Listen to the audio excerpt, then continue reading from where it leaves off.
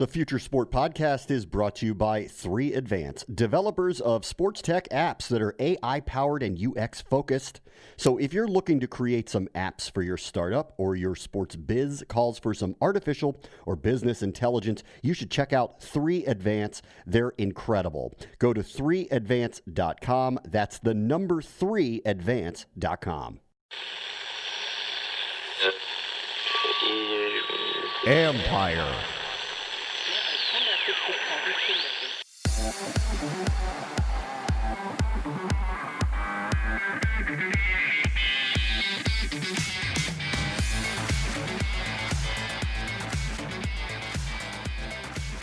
Are you ready for some football? Are you? In the NFL to date, and so, don't know if this will change in that new normal world, the fans tend to stay in their seats. And so we can understand this information by just looking at concessions data. And so if you look at concessions data throughout a game, you see huge peaks before the game, you see huge peaks at halftime. That's Javaid, Vice President of Strategy and Analytics with the San Francisco 49ers, where 2020 has become the year to relearn how to connect with a fan base. This is the Future Sport Podcast. I'm Bram Weinstein.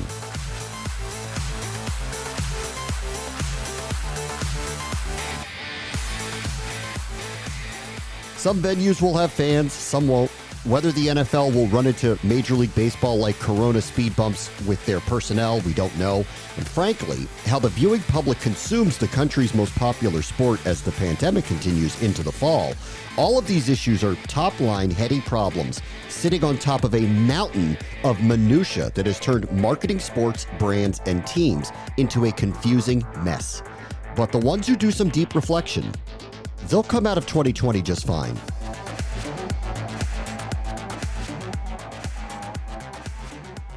Let's welcome our guest this week. He's the Chief Strategy Officer of the San Francisco 49ers, Javaid. Hey, Moon, how are you? Thank you for joining us. I'm doing great. Thanks for having me today. I'm glad to hear you're doing great. The rest of us are just trying to survive 2020. What a crazy year. Can you kind of talk about the perspective of working with a football team as you approach the idea of a season in a pandemic? Yeah, great question here. And, this off season has been unlike any other that we've had in our past that I've been with the 49ers. So I've been with the 49ers for 8 seasons.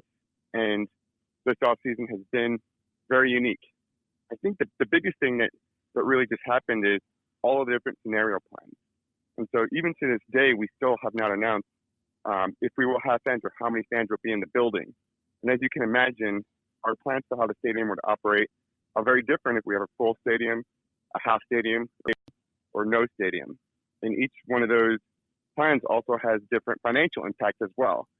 So we spent a lot of time this offseason putting together many different iterations of plans of how this season could unfold, and then understood the budget implications of all those types of decisions. And that's just, probably 3 to 4 times as much work as we're usually doing in the off season as we have to plan in so many different scenarios. Yeah, I can only imagine. Let me ask you this, and I don't, at the time we're taping this, we're about a month away from the season starting. Had you feared at some point that there, and I guess there still could not be one, but had you feared at any point this summer that we were just not going to have a football season? For me, definitely. I mean, the emotions have ranged, and it ranges, sometimes daily, sometimes weekly. And, there's been weeks where I'm convinced that we're going to have a full season as we follow the number of cases. And then, we see another peak, and then I'm convinced that we're not going to have any fans. And so definitely a lot of swings of emotions this off season, particularly as coronavirus and the spread of the pandemic has had swings and ebbs and flows as well. I think it's pretty safe to say that even though there's been no announcements about what fan attendance will look like, if there will be fan attendance, this is going to affect the team and the league significantly. How do you guys try to approach accounting for that as you get set for the NFL season? Really, we just are working off of the best information that we have today, and making plans accordingly. So when we are looking at a potential season that, has half the fans or quarter fans, we're going to try and plan out the best experience possible for those plans and what that means operationally. And similarly, if there's no fans in the building, we've had a lot of meetings and brainstorming sessions with our executive team and with team members of our overall team on what we can do for our fans and what we can do, at the stadium to try and make it the best experience possible. And so it's just a lot of strategic sessions and brainstorming and planning that we've gone through over the last couple of months as well. How about staying connected in general with your fan base and with fans around the world? How have you all approached that, knowing that things are very different and maybe the way people are consuming information these days may be different as well? Absolutely. Great question. And I know Alex Chang, our Chief Marketing Officer, and Meg Ryan, our VP of Social and Digital, would certainly want to chime in here. But we definitely believe that content is extremely important during this time frame and to connect with your fans. And so not only has our team met on some of the best practices, but in terms of the leagues, so the NFL, and we've seen best practice from NFL, NBA, NHL, and every league has been focused on ensuring that teams are coordinating and interacting with their fans. And so we look at best practices, what other teams are doing, and the league sends those around pretty much once a week.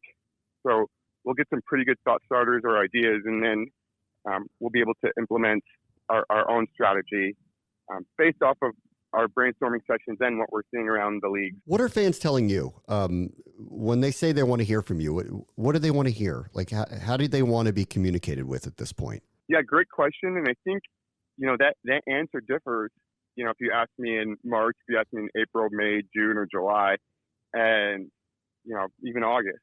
And so I think as we started in March and April, there definitely was a much bigger trend to seeing fans saying that they would not want to attend live events, and they would absolutely wait until, a vaccine came out. As we've progressed throughout the month, I think we've seen that trend of fans not feeling comfortable coming to full stadiums until there is either safety protocols that are put in place, cleanliness protocols that are put into place, social distancing practices. So each team has come up with their own plan to ensure that they can hit on each one of those pieces on the safety, the security, the cleanliness of the building, to help promote a safe environment within a stadium. And fans have really articulated that's what they want. As they talk about how they want to be communicated with, fans always love insider content or content that's not previously available, exclusive content. And then for us at the NFL, content where you can see the players' face and recognize them a little bit more. So we call it under the helmet.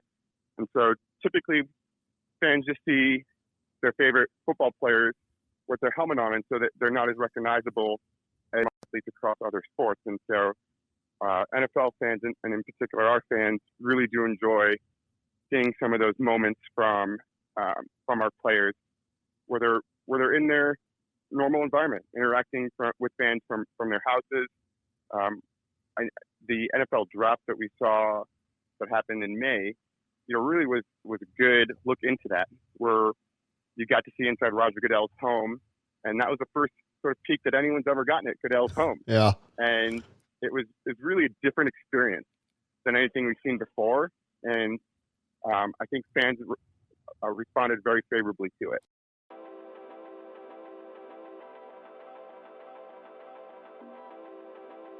Yeah, I think there are some clearly some unintended consequences, because here we are in this very unique situation where we're dealing with the public health crisis, but it has forced people to think creatively about how they're going to message.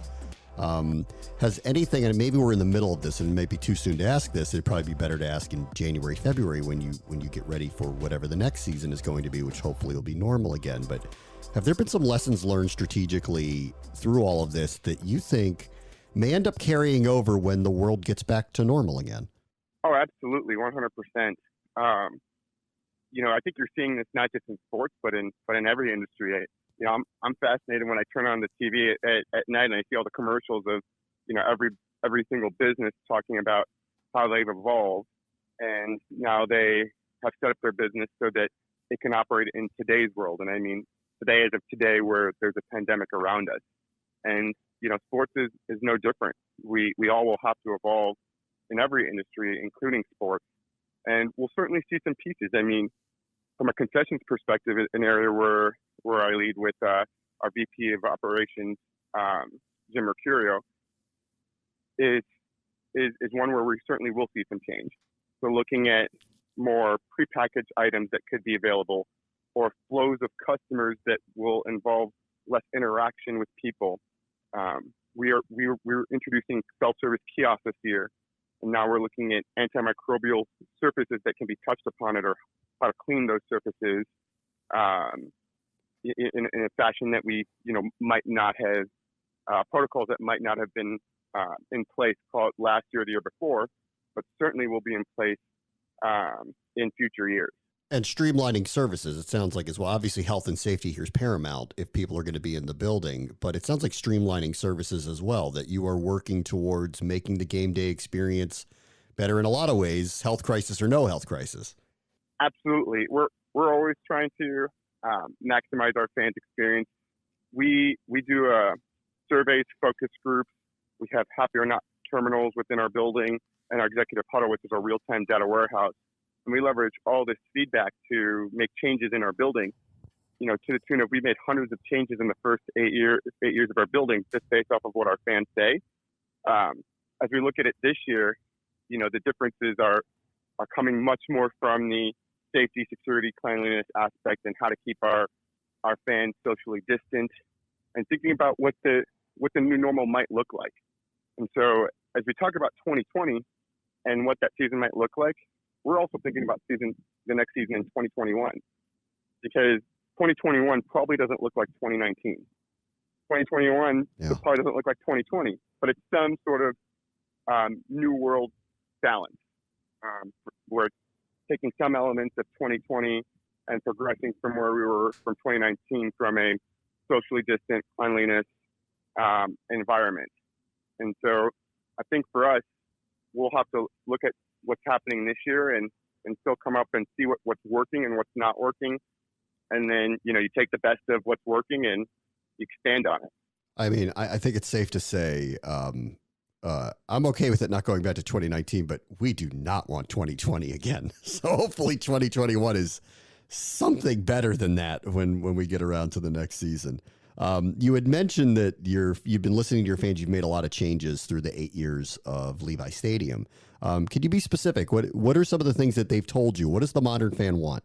Yeah, I think that the biggest piece is really just around concessions. And so this year we are launching our member inclusive menu, which is effectively for our season ticket holders. When they walk into our building, 70% of the food items that they would have had to pay for last year will be included for free based off of their ticket purchase. So for our season ticket holders, if they want hot dogs, sausages, French fries, nachos, soft drinks, waters, they can just go to the register and scan their phone, and it'll recognize them as a season ticket holder, and they will not have to pay any additional money. And so that's probably the biggest piece of feedback we've heard from our fans throughout the years. And this is pervasive across, not just the 49ers, but all teams, is concessions is a pretty tough area for fans.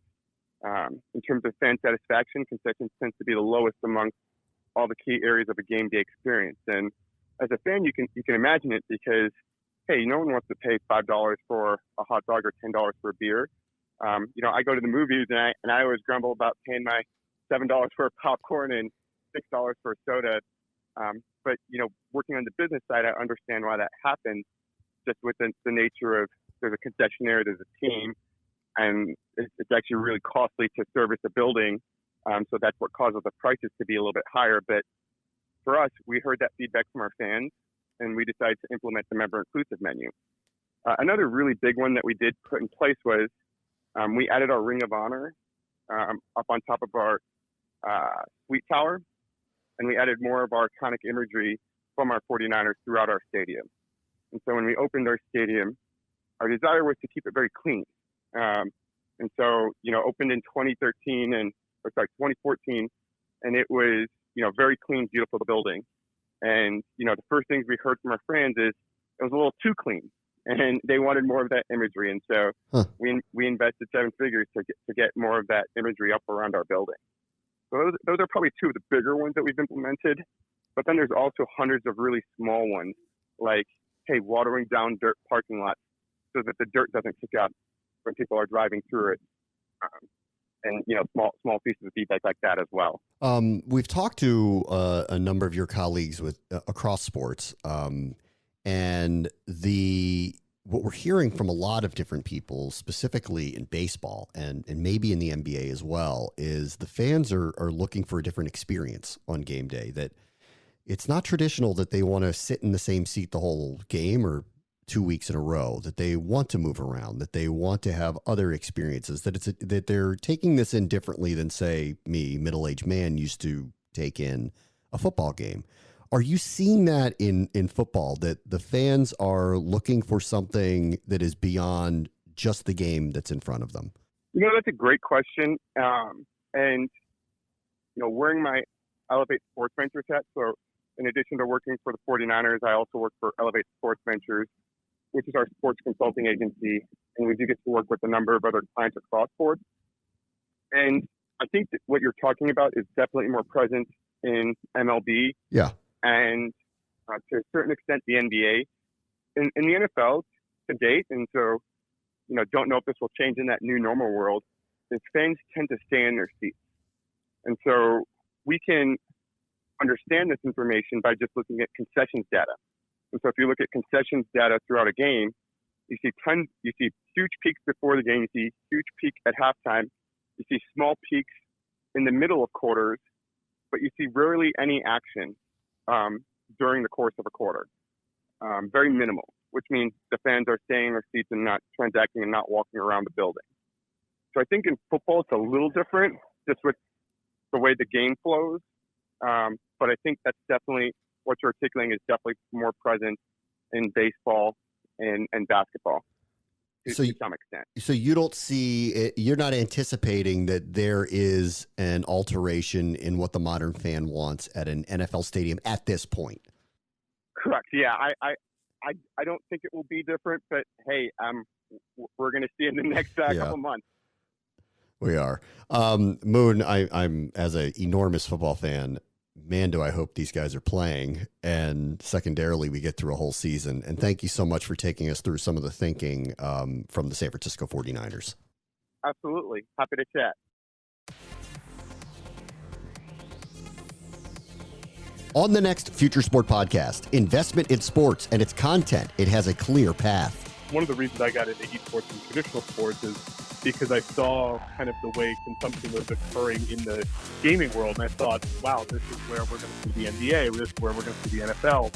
That's Dan Bravado, president of the 76 Capital Sports Advisory, where pandemic or no pandemic, opportunity in sports media content plays remain open for business.